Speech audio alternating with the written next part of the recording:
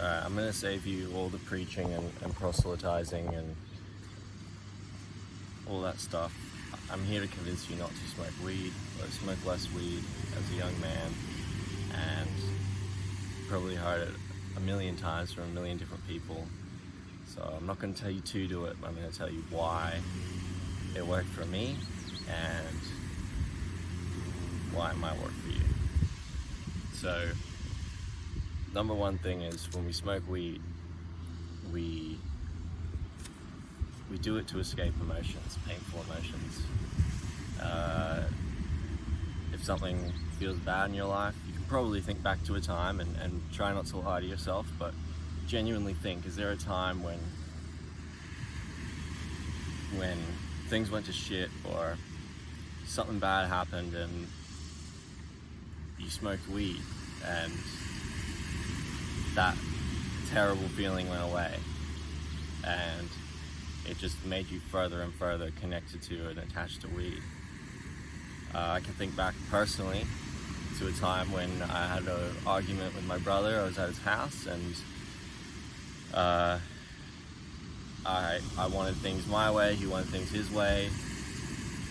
It made me so angry and upset that I couldn't change the situation. So I walked down to find a spot to go smoke weed, and I went to this church, and there were these little spots under the church. They're like a little cavern or alcove or whatever, so that homeless people could basically sleep under there. I went and sat under there and cried, and had a cone, and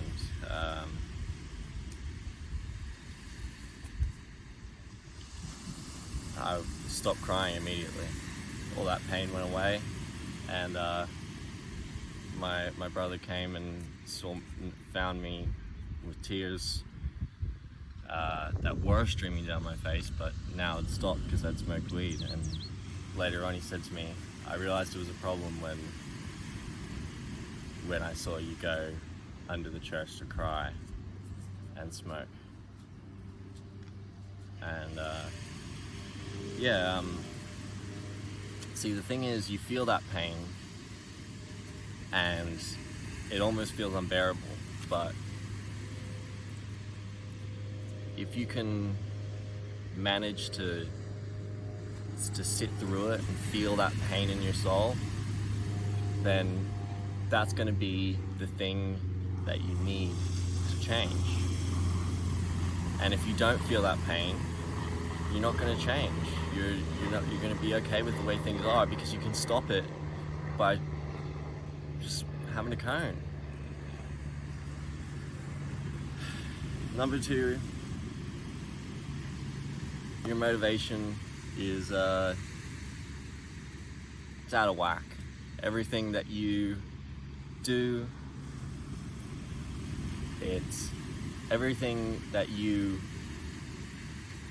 are driven to do, you're driven because of the sequence that will lead you to being able to have your next cone. You might think you want to go a certain place, you might think you want to do a certain activity, but that's just because it leads you to, an easy situation to have a cone.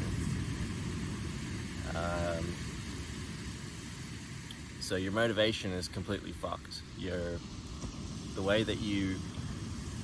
The thing that your dopamine hits and the thing that gives you that reward is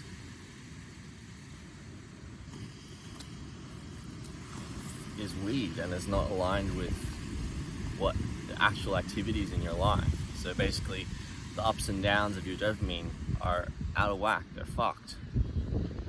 Number three,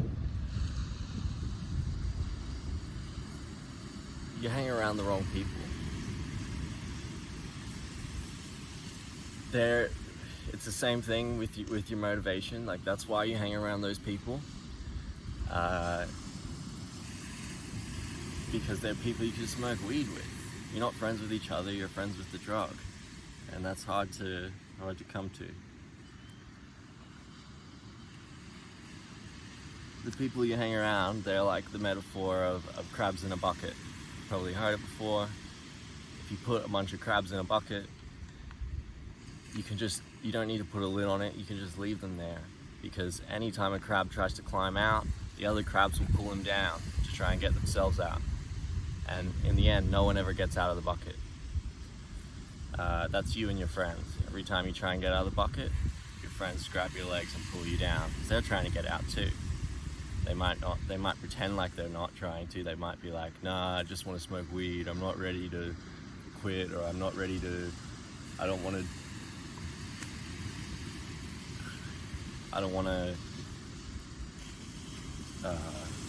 these things that I can get without smoking weed. But really they do, they want those things, and they want you to use your energy and your fire inside your soul to convince them to do it, because they don't want to put that in themselves. They don't want to face that pain that I was talking about earlier. So you need to hang around. You need to stop hanging around crabs, and the only way to do that is to stop smoking weed, because if you're smoking weed, you're gonna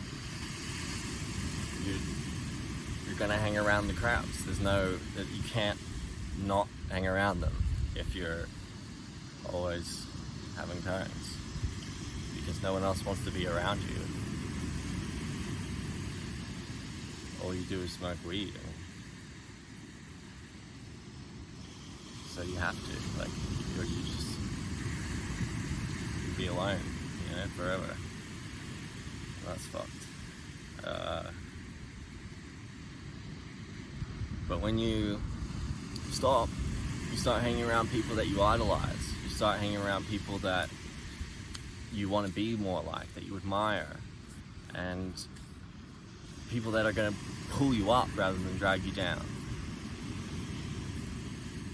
And that's really the only way to get to where you need to go. Which brings me to the last point, which is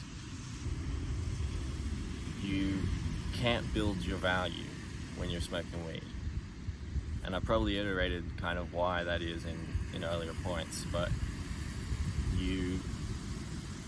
as young men, we don't really have any value when we're born, or when we're fucking fresh off the boat as like no longer children, freshly adolescent or freshly adults. When you're smoking weed and your rewards are from your next cone, you're not going to feel it from those natural things. So you're not going to be motivated to do them. So you can't build any value for yourself, because value comes from living life and doing hard things, not from smoking weed. And if you've been smoking weed for a really long time and you haven't really been doing much else, or if you've been smoking weed for a long time, you can probably look at yourself and look at somebody else that you know, say someone from your high school, or someone from your sporting club when you were a kid, or a family friend that you were sort of on a similar level to. You can probably realize that you actually have no life and you're behind. And that can be pretty scary, and you might not know why. Well, it's the weed, man.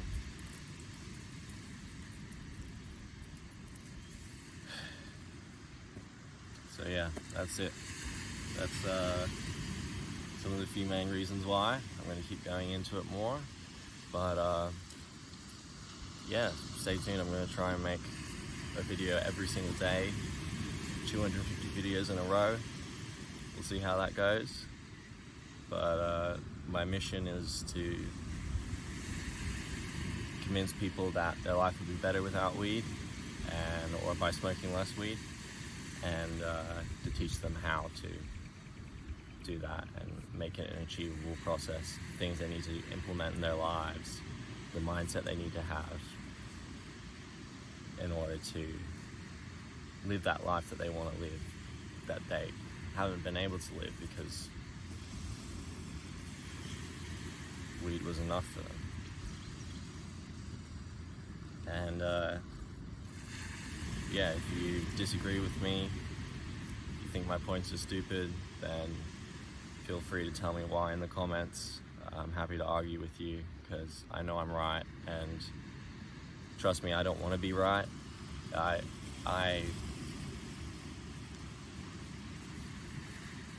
for so long wanted to think I could live with weed in my life, and everything points to the hard truth. So yeah, thanks for watching. See you next time.